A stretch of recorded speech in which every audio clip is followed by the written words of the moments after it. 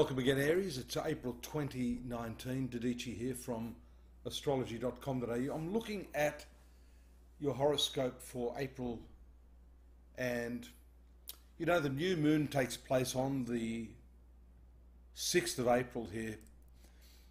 For you, the sun and the moon are very, very good planets. The moon rules your 4th sector here. The sun rules your 5th sector.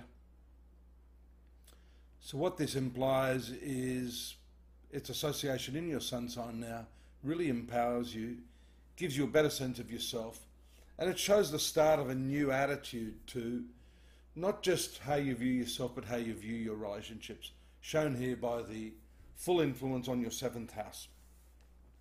Now that's notwithstanding the fact that Venus is here in the 12th house, just moving into a conjunction of Neptune. That can show some confusion over the partner, or rather the partner themselves may be having some confusion if you're in a relationship. Note also the position of Mercury here, also a planet that relates to health issues. So I'm thinking business partners, spouses, romantic associations are under the hammer as far as health is concerned when we see this combination. So what this means also is the likelihood of approaching your relationships in a different manner as a result of some health or debt crisis on the part of your partner. And Mercury, of course, isn't all that good in the 12th house in Pisces here. It creates some problems being in its weakest sign. Mercury doesn't function well as an intellectual planet in this very idealistic sign of Pisces, although Venus does. So here we see there's a lot of idealism bound up in your relationships this month, what it is you're expecting to achieve. And although you don't see it here in the Western horoscope, this transit of Saturn here actually creates a right angle to the sign of Libra at 20 degrees, which would indicate that for those of you born in the earlier part of October, especially, or those people whom you have relationships with in the early part of October, may be really suffering badly during this period.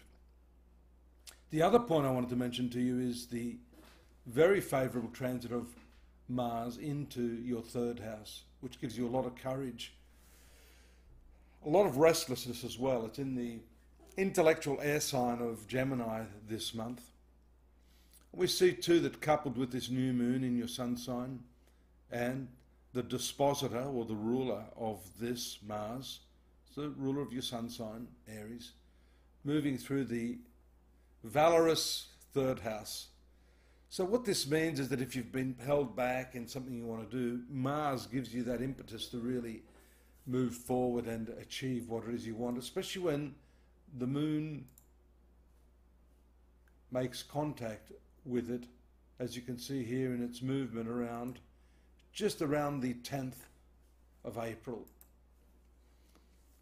So this really stimulates you when the moon and Mars are together. There's this natural warmth, natural zest, high degree of impulsiveness, which is part of your natural makeup anyhow.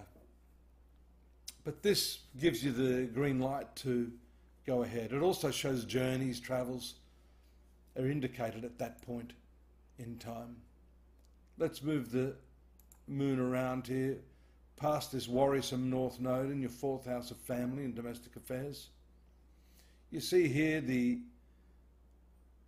triple trine aspect to this node here from the 12th house. That has a lot to do with...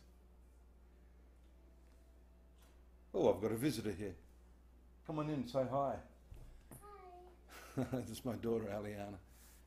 So this 12th house, which has to do with long distance journeys and travels, is strongly indicated here in this 4th house, which is your family affairs. So there can be some relocation for some of you.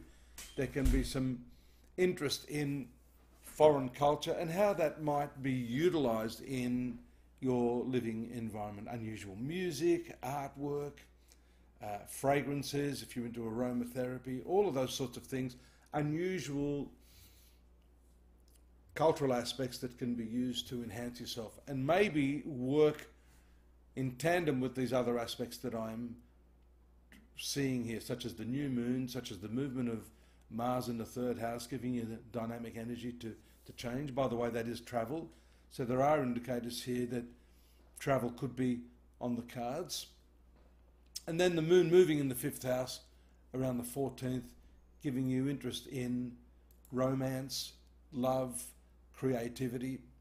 Here, as it moves into your sixth house of workplace activities, you notice that that earlier conjunction of the moon and Mars moves to the right angle here. So that can be a problem in terms of your thinking and your work, your planning. Third house has to do with your schedules as well, just your conscious mind. And so that's at odds. You don't feel comfortable throughout that couple of days, 16, 17. Then we see a better cycle starting around the 18th when the moon moves into the trine aspect of Mars. This really is the trigger, and that takes us into the very powerful full moon phase just there towards the 20th, the 19th, 20th new moon there. The new moon actually occurs in your seventh house, so I'll pull it back there. It's not going to be exactly precise. But you see here on the 19th that a lot of energy driving towards your partner. This can be business, as I say, business partnership or relationships, and a lot of emotional energy associated with that.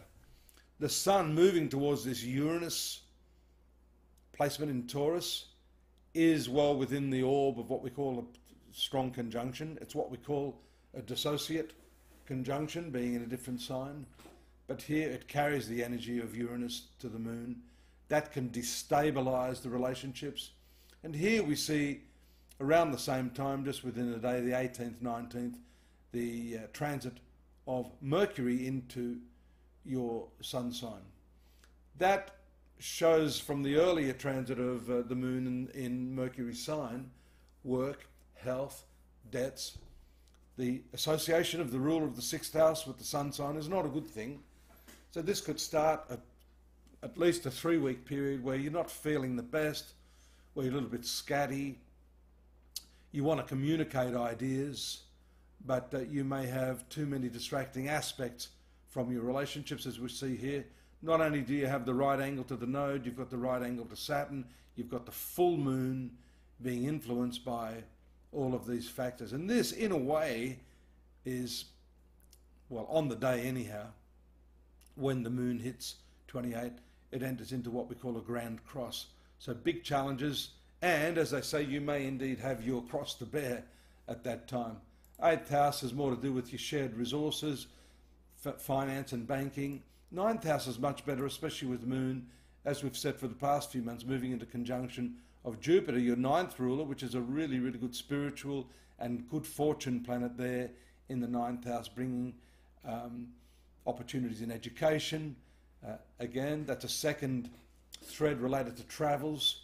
And here we see the opposition to Mars, making you very impulsive. And this, because it's in the 9th house of philosophy and belief systems, you could have some problems there with other people, disputes, especially with your Mercury here, although not making any aspect. Look, also Venus, that'll soften things up for sure, moving into your sun sign as well, around the 21st, 22nd.